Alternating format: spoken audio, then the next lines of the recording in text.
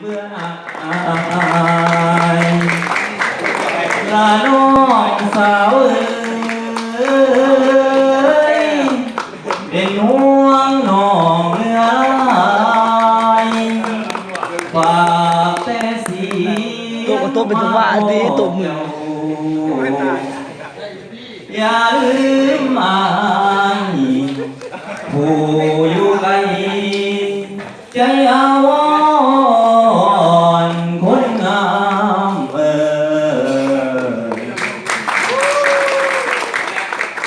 ที่นอ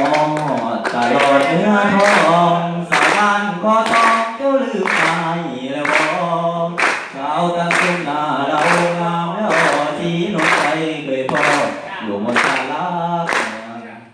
นาโกกาน้องงงดอนทาเมื่ออ้ายจากลาน้องเอ๋ยบุญเครื่องสาวไผ่ร้องน้องเผิ่นยังหึงหวงอ้ายอย่าใส่เสียงนวลอยู่เมืองหลวงเรา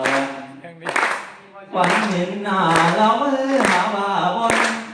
วันเห็นหน้าเรามือหาบ่าบนสาวไว้คนผู้โกรธหรืออ้ายแล้วบ่นางอยากแอบผ่านสาวคนชาคนสายปากกระน้ำแดงไปเมื่อพี่ชายอยู่กับเจ้าอย่าเอาไปเลยการลาชาวบ้านบังคาหิดังนองสีมักเจ้าลายอยากมาพ้นเป็นสาววัดตาเดี๋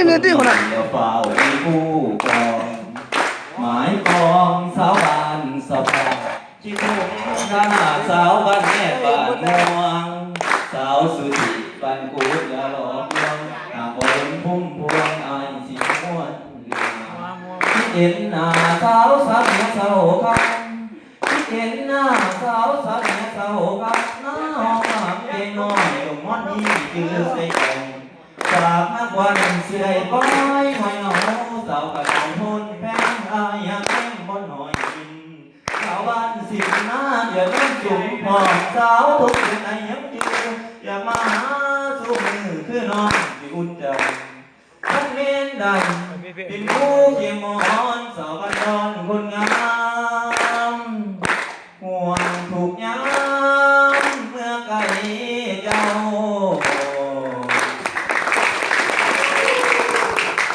เขาเข้าใจเลยสิเดี๋ยวคิวกันนิดเดียวเลยตัวแรกเขาพัดเสียเก่าเนาะตัวนาตาก็ดี เฮ้ยบันทึกกันเลย